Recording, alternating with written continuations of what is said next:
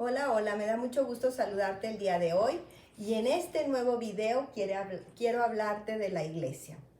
Nosotros escuchamos la palabra iglesia, nos imaginamos una edificación en la que nosotros vamos con un corazón dispuesto para escuchar la palabra de Dios, para adorarlo, para alabarlo y que estamos esperando con ansia una vez a la semana para alimentar nuestra alma.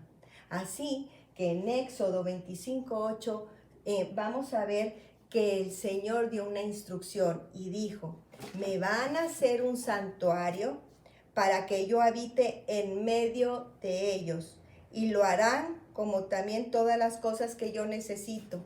Así es que imagínate, Salomón, que fue el que construyó el primer templo para Yahvé, para Dios, tuvo que tardarse más de 40 años para construir. Hizo unas zanjas, tuvo que tener una solidez en la base, en los cimientos de esa construcción para que pudieran soportar esos muros enormes, esas paredes que decían que estaban hermosas, para que tuviera esa solidez, esa fuerza, esa firmeza, esa construcción. ¿Y eso para qué era? Para que tú crees, imagínate, que aunque pasaran tormentas, para que aunque pasaran nieve, huracanes, lluvia, a esa edificación nada la movía. Pero no sabes que el Señor Dios se manifestaba, bajaba su presencia al lugar santísimo cuando los sumos sacerdotes entraban ahí una vez al año para hacer los sacrificios. Así que entonces ese lugar que nosotros ahorita, aunque no estamos en el templo del rey Salomón, cuando vamos a la iglesia, nosotros estamos en un lugar rodeado de paredes. ¿Por qué? Porque eso nos van a cubrir de las tormentas, de la lluvia, del sol. Y así es que nosotros nos sentimos protegidos para poder estar orando y alabando al Señor. Pero fíjate, después Dios mandó a su hijo. ¿Por qué? Porque aunque mandaba a profetas y empezaba a mandar señales, la gente empezó a endurecer su corazón, se empezó a cegar y empezaron a desviar la mirada de Dios y empezaban a ponerla aquí en la tierra. Empezaban a preocuparse por el dinero, empezaban a darle adoración a otros dioses, y entonces el Señor Dios mandó a su hijo. Y Él estuvo en medio de nosotros para hablarnos de lo que el Señor tenía edificado allá en el cielo para nosotros. Hablarnos del reino de Dios que está construido con unas bases hermosas de amor y en lo que nosotros tenemos que hacer. Pero una vez que Jesús fue al templo, le dio tanto coraje ver que el atrio del templo estaba convertido en una cueva de ladrones, que él empezó a gritar: lo voy a derribar y en 3 días lo levantaré. Y todos se burlaban y decían: ¿cómo me vas a decir eso? Si Salomón se tardó más de 40 años en construirlo. Pero lo que no entendían, porque te digo, su corazón ya estaba desviado, es que Él era el templo, porque su Padre estaba en Él y Él estaba en el Padre. Por eso Él, en su cuerpo, Él que hablaba de las cosas hermosas que el Padre le decía, Él decía: yo vengo a hacer lo que me ha ordenado mi Padre. Él podía hacer milagros, podía hacer sanaciones. Por donde Él iba caminando, iba dando testimonio de lo que Él vivía, de lo que Él era, porque Dios estaba en Él. Así que cuando Él se va, Él les dice: ¿saben qué? Mi pueblo, todos los que viven en Israel, me han dejado. No han creído que yo soy el Mesías, el Hijo divino de Dios. Así es que vayan, por favor.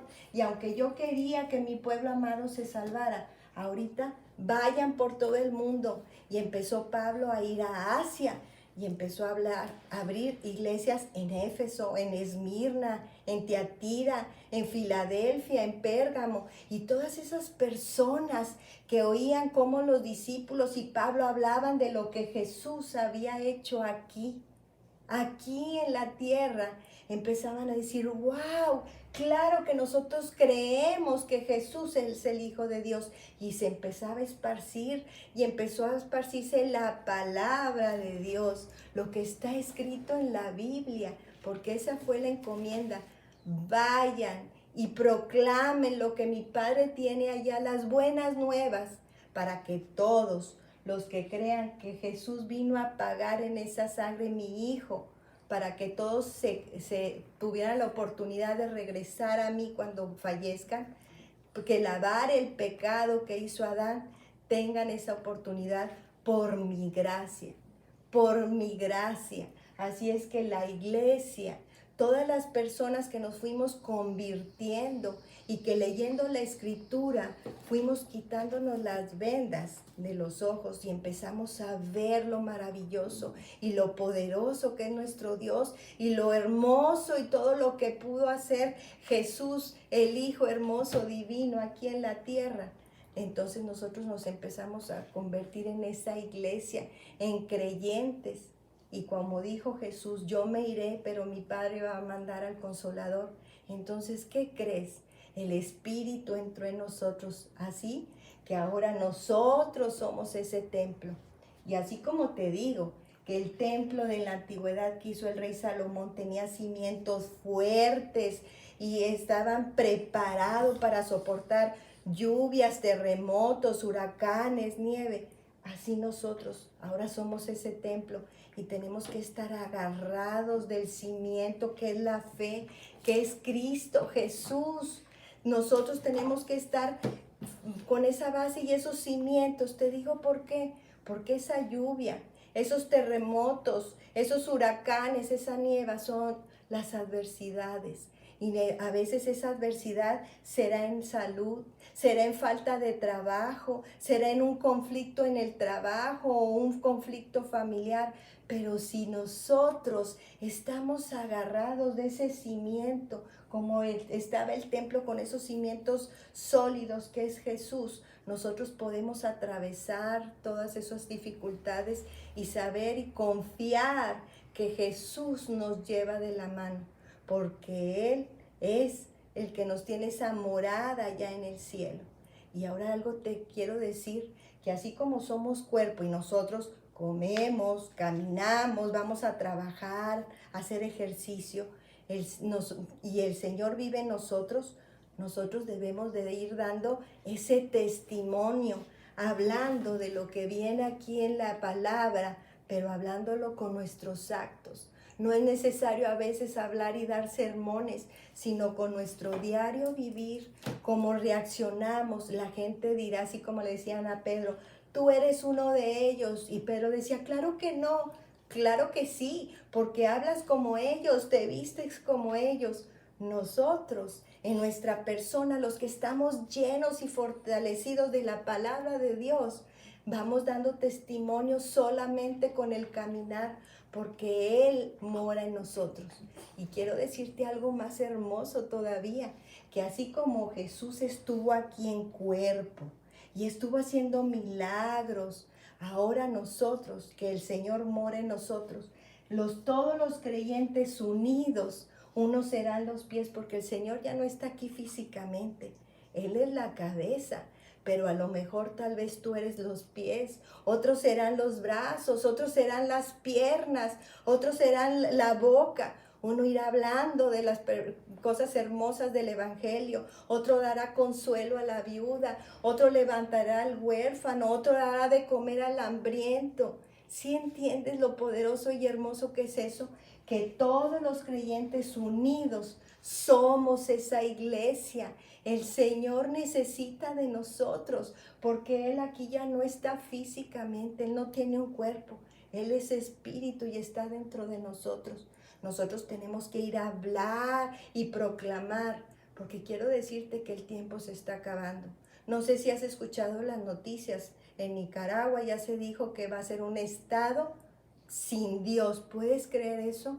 Tú y yo hemos escuchado y nos han mandado mensajes nuestros amigos de por favor, oren porque en tal parte están matando a todas las personas que tienen una Biblia. Oren por favor porque en aquella ciudad están matando a todas las personas que proclaman a Cristo Jesús. Así las cosas se van a poner porque la palabra así lo dice. Así se dice y se va a cumplir, pero nosotros debemos estar con esos cimientos fuertes, sólidos, agarrados del Señor, que aunque pasen todas esas cosas, nosotros no nos moveremos, estaremos firmes en la roca. Y algo tan hermoso que dice en Efesios 4:16, hay que edificarnos todos en el amor, porque algo muy importante quiero decirte, que el Señor primero nos amó y después nos lavó. Él no dijo, primero te pides perdón y luego te amaré cuando ya estés limpia. No, Él primero nos amó y después nos lavó. Me da mucho gusto saludarte y te invito a que sigas leyendo la palabra. Dios te bendiga.